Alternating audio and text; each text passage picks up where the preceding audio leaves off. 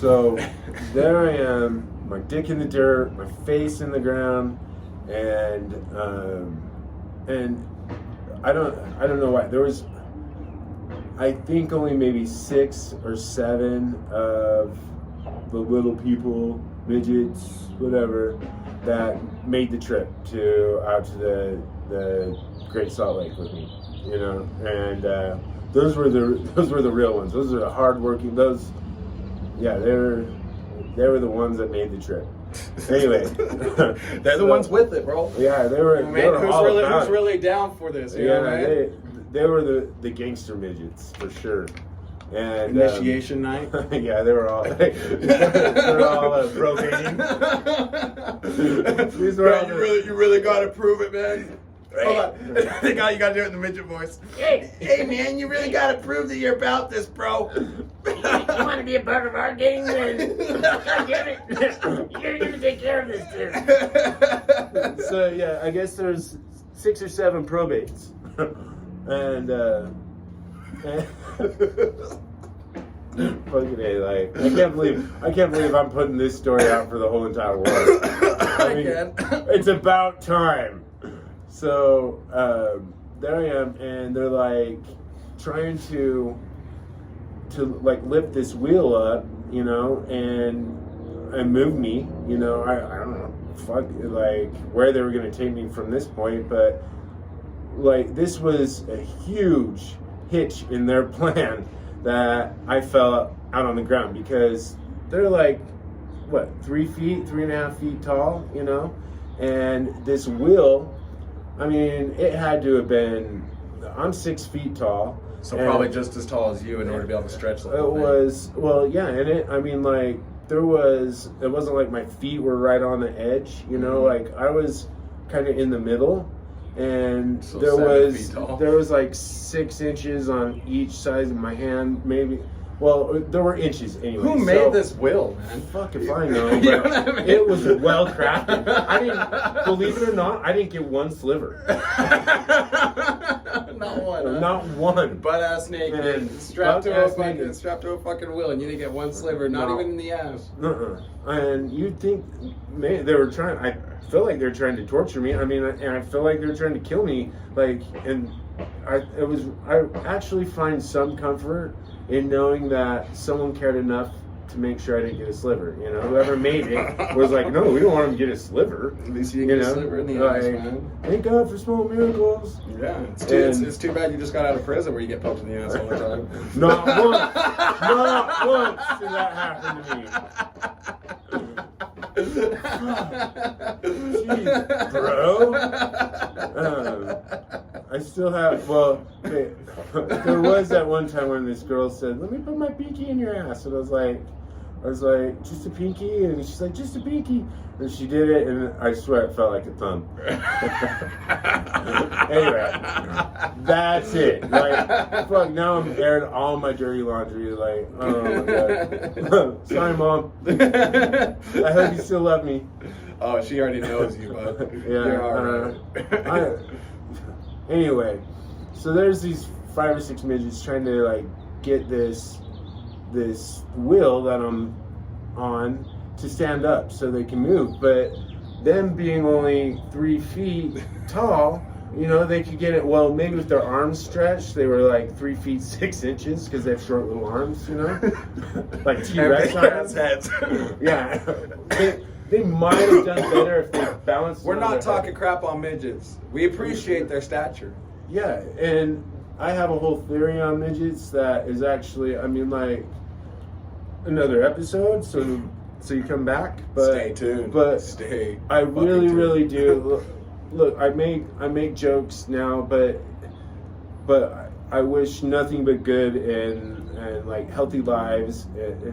We're just joking. I mean, this story is absolutely real, but when I make fun of midgets, aka little people, it's just a joke. It's just a joke. Okay, so we're just putting that out there. You know, I'm just clarifying that, so my mom doesn't get death threats. But anyway, so they're getting me up, and like, I mean, at best, they were getting this wheel like 30 degrees up, and they're trying to get it, straight up, right? And it wasn't working, and they kept dropping me, and fucking my balls hurt, like every time I just fall and hit. My face was, anyway. So I'm like, hey, look, this is ridiculous. I bet this wheel weighed 300 or 400 pounds at least, maybe more. I mean, so this is big, heavy thing, and I'm like, look, this is ridiculous. I'm over this. I just, whatever you guys are gonna do to me, I want to get it over with.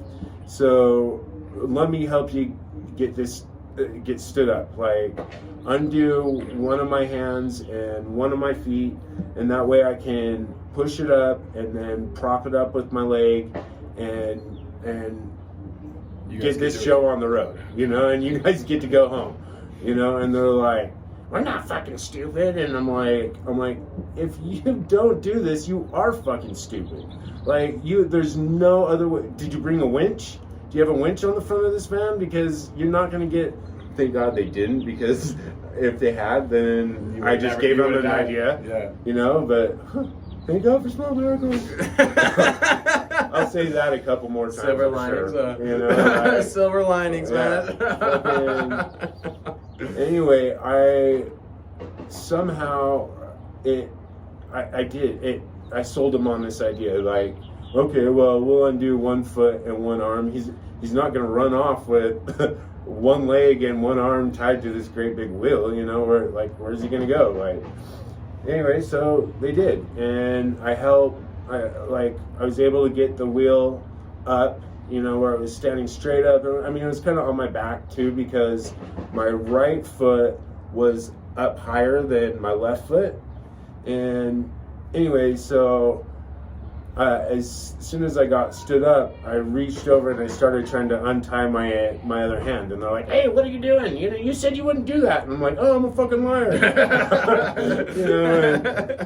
And they were coming at me, and they're like trying to swat my hand down, and I'd push each one of them that came up at me, and they were relentless, but I'd push them down, and I mean, they were pretty easy to push back down, but they'd pop right back up, like those punching bags you get when you're a kid, that's shaped like a snowman or a bowling pin, like you punch it and it just comes right back at you. That's what it felt like. Like these little fuckers. Like, I'd push him down, and then all of a sudden he's just right back in my face, and then there's 5 or 6 of them coming at me, and I'm sitting there trying to untie my hand, and finally I get one hand done, and I'm pushing another one off, and I'm trying to untie my foot, and they're just coming, and I'm like, over and over. I mean, that went on.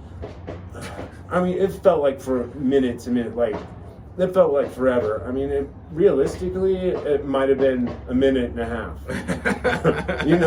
I mean, it could have even been, I'm pretty sure it was a minute and a half or longer, but I mean, it felt like forever. Well, you're fighting for your life, man. I mean, this is what happens when you're fighting for your life. Yeah, everything, like, it's weird when you're, like you said, fighting for your life, things speed up and slow down at the same time. I don't know how to explain it, or so you can picture that, but it really does. Like, certain things speed up, certain things slow down. But I get my other leg untied, and I take off running. I'm running down this dirt road. Balls are swinging. Fucking, well, I wish they'd swing it, but they were sucked right up, and yeah, it quite honestly is kind of a pathetic sight. Probably, I don't know. I didn't stop and look, but I just can only imagine. But anyway, I'm running down this. Is it still dark out? Dirt road, yeah. It's like, oh yeah. By the way, it's like probably 3 o'clock in the morning at this point when I finally get awake, and maybe yeah, it was right around 3 o'clock, give or take a little bit. Okay, I mean, I didn't have a watch. They fucking took that too. Okay, it was a cool watch. Anyway, so I'm running down this dirt road, and on kind of like both sides there was like a dry riverbed, you know,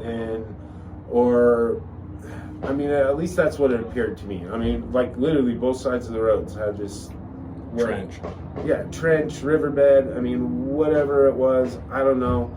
But I jumped down in there, and it was on my right side, and I'm kind of hiding, and I can hear like the pitter patter of little feet running up on the dirt road and running around back and forth, and I'm like, fuck, you know, and they're like, he probably went, like they said, I think he's down there, you know, and like I ran down the riverbed a little bit further and then jumped over and went over to the other side, and I was kind of just doing that, and then the vans started coming up and down, and they're like shining their brights, you know, into the bushes.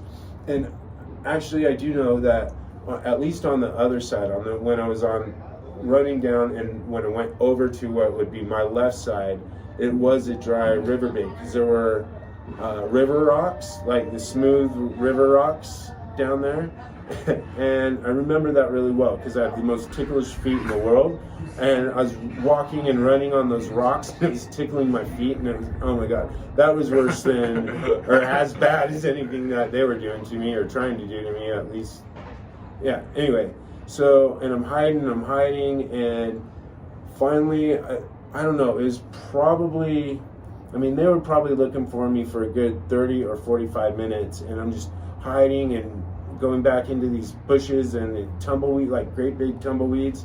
And that's why I appreciate not getting any of the slivers on the wheel, because all the running around and hiding, I now have thorns and pricks all no pun intended. But like pricklies, okay, we'll call them, like stuck to the bottom of my feet, to my arms, to all over my body. You know, it was pretty miserable. But finally, I mean, I heard the door to the van open and close, and then the van just drove off, and I just watched the lights just until they disappeared.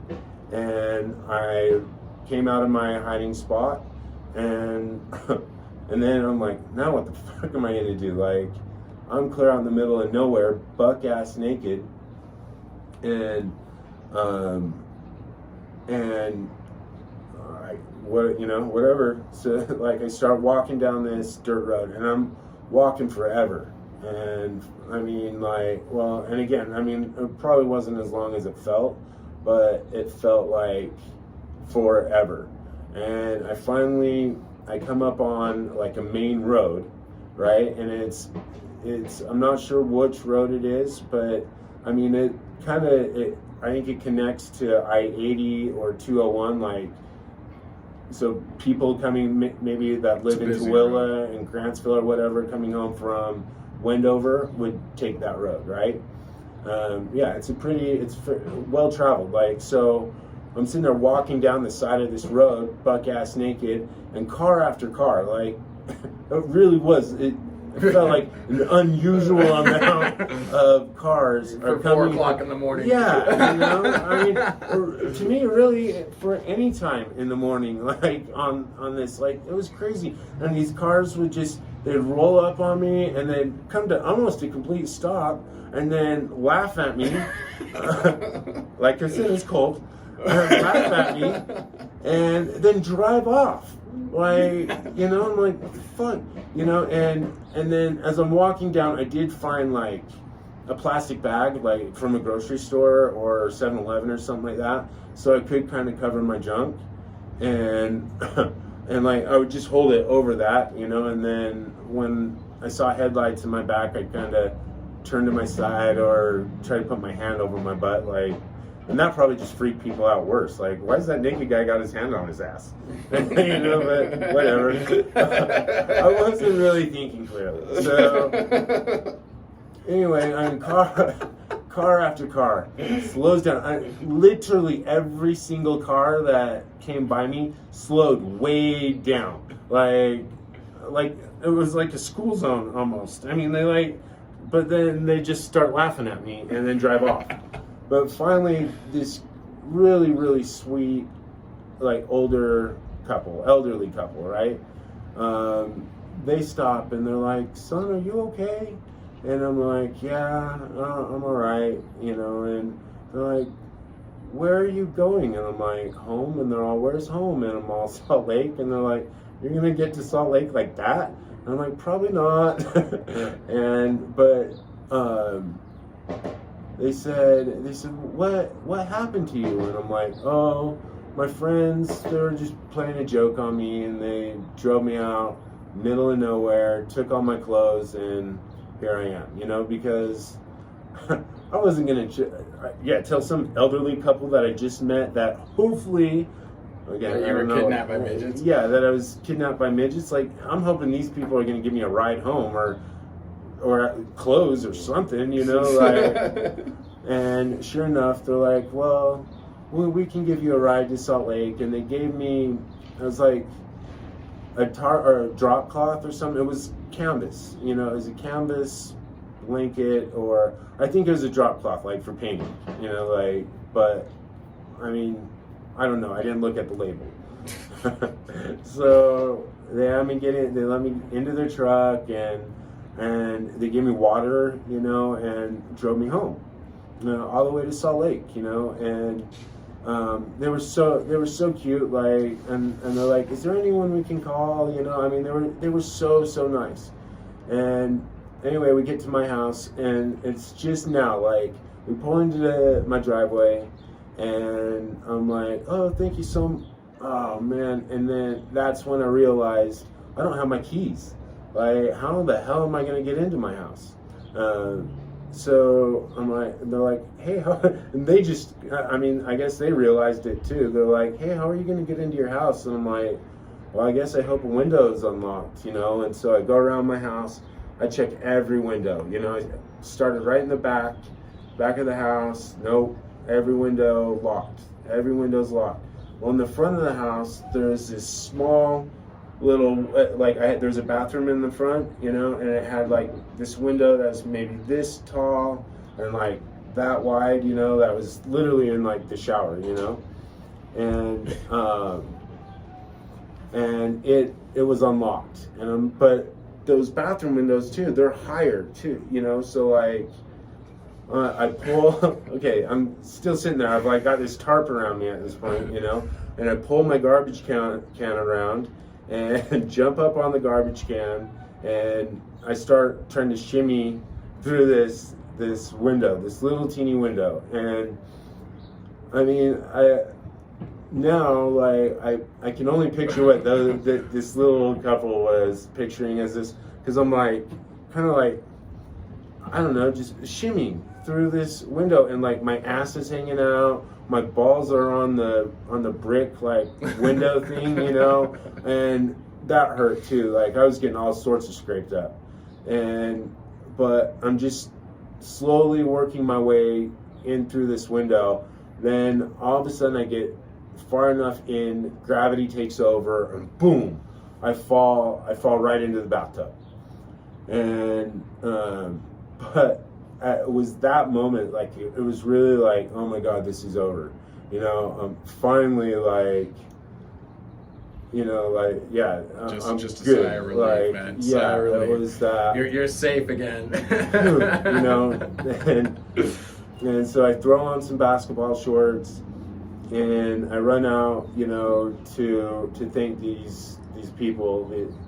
I wish I would have got their name and number, but I mean, it was pretty humiliating too. And anyway, like, I tell them, thank you so much. You know, I appreciate them. And I gave them back their canvas drop cloth, whatever. I'm sure they burned it, but I did give it back to them, and thanked them for all their help. And then I went in and called my mom, and because my mom had my spare keys. She had the spare keys to my house. She had the spare keys to my car, you know, and so I call her. And at this point now, it's probably like 5:30 in the morning, maybe 6. I don't know. But the sun was, I mean, like, starting to kind of creep up. And so I called my mom, and I was like, hey, Mom, is there any way you could bring me down my keys, my spare keys to the house and to my car? And she's like, where have you been? I'm like, what? Like, she's all, your sister's been worried sick and calling me nonstop all night to see if I've heard from you. And I'm like, well, Mom, you're not gonna believe me if I tell you. And she's like, probably not, but tell me anyway. And I'm like, Mom, really? And she's all, where have you been? And I'm like, oh, fuck, all right. So your mom's gonna watch this and be like, I don't sound like that. Yeah, no, my imitation's spot on. No, I'm just kidding. So I mean, I had that little voice to my mom, but my mom really is a saint. She's a wonderful woman. But she was really pissed off at me, and I don't even know why. Like, I'm the one that went through hell. I didn't show up to a party, and my mom's pissed. I don't know. Who knows the kind of shenanigans I would have got in that party? Like, well, look at the shenanigans I got myself into anyway. But anyway, so I tell her I'm all, so I was kidnapped by, I said, street gang of devil-worshipping midgets. And she's like, oh my God, Chris. Like, seriously, that's what you're going to tell me? Where were you? And I'm like, Mom, I was kidnapped by a street gang of devil-worshipping midgets. And she's like, oh, whatever. And she just, I picture her throwing her hands in there and rolling her eyes. I don't know. She was on the phone.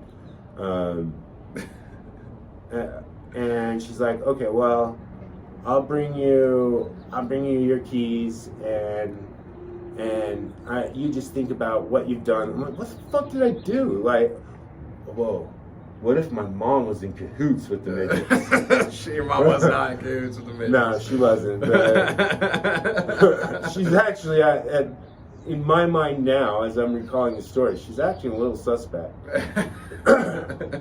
Mom, where were you that day?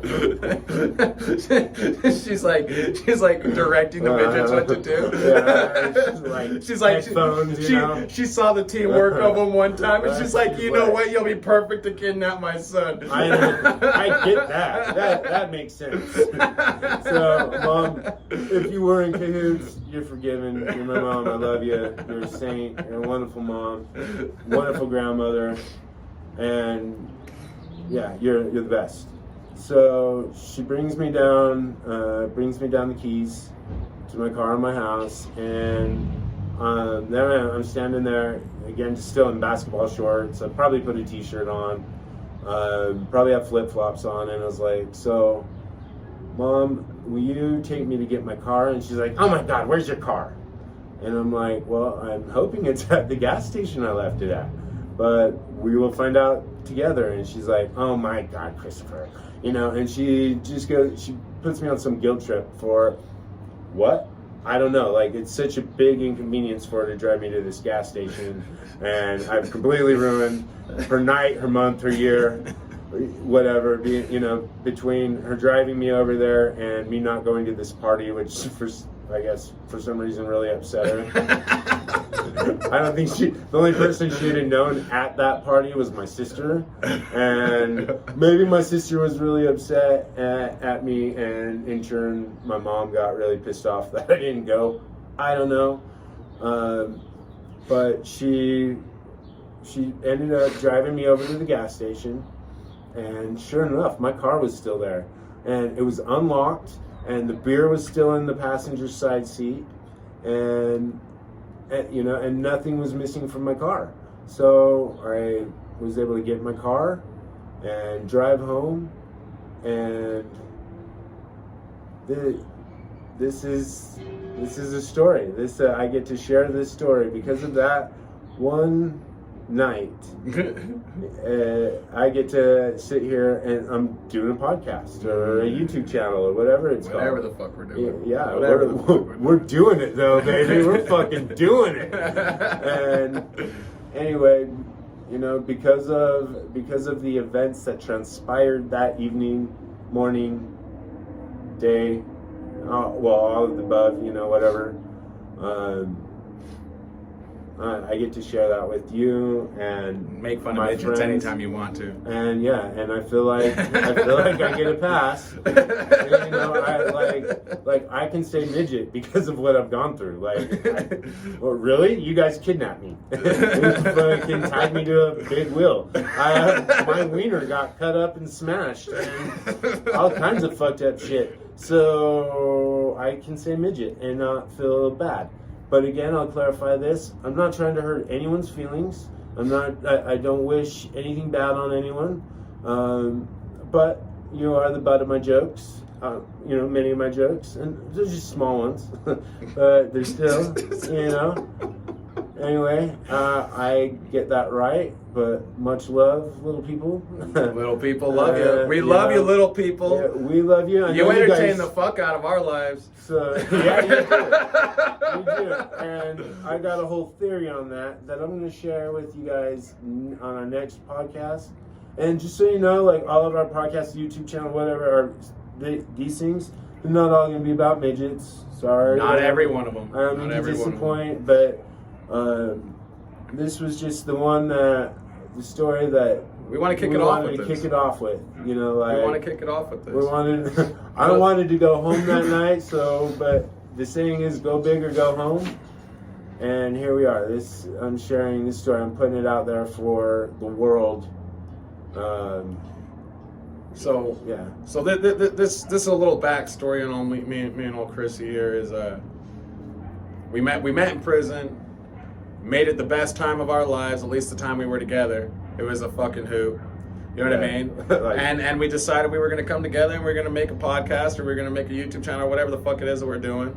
And you know, we want to express and talk to people about the stupid shit that we deal with in our lives, you know, and what better way to kick it off than a midget story.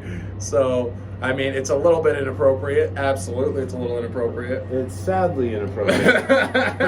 See how we worked that in there? Sadly inappropriate. But we're not happy about it, you know, about it being inappropriate. It's sad. But it's super sad. But we're sharing that with you.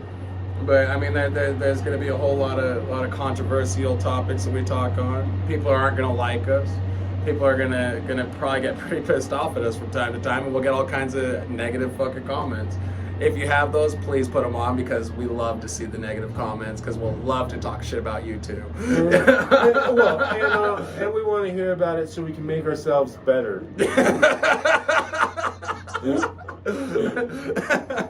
So yeah, you know, positive, or negative reinforcement, whatever you want to call it, bring it. But yeah, positive reinforcement, just the same. We'd like that too. We love that. You know, big fans. But if you want to hear more of our bullshit stories, I mean, if you want to hear more of Chris Berkey's stories, because he has a whole lot more than I do. You know, just go ahead and like this motherfucker and share this bitch, you know? You better like this motherfucker or he's coming after you. I'm not the scary one out of us two. I'm not the scary one out of us two, man. I mean, you're the one in the cut-off shirt, bro. I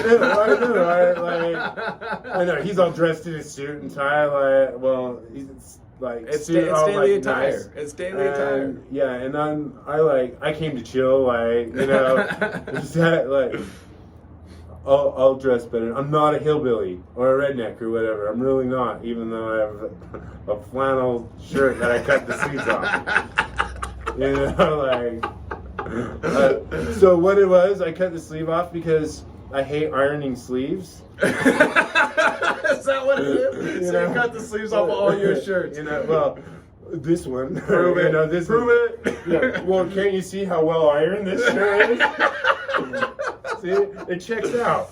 Absolutely. You know? Absolutely. And anyway, that's our story. This is our channel. So tune in for Sadly Inappropriate. And next like week, us and follow us. And I don't know what else we're supposed to tell you to do. This is our first time. But, you know, whatever advice other YouTubers say or whatever they say at the end, like, follow, leave comments, share. Bullshit. Yeah, whatever it is that they say to do, do that for us. do that for us, okay? You know, like, because they know better than we do. and we will get more professional. Like, So just so you know, little disclaimer. I mean, the video is gonna be a little choppy. I mean, as you know, it was a little choppy. I mean, we readjusted the camera a couple times. I got a couple phone calls in the middle of the motherfucker. We're just recording the bitch on my phone. So I mean, it is what it is. But raw's kind of what we do anyways. Like we said, it's inappropriate. Sadly inappropriate. So, I mean, yeah, just do whatever the YouTube channel guys say that you're supposed to do on this motherfucker, and we'll go ahead and see how much better we can get at it. And so, thanks. Thank you. Thought there was a second comment there. I don't know.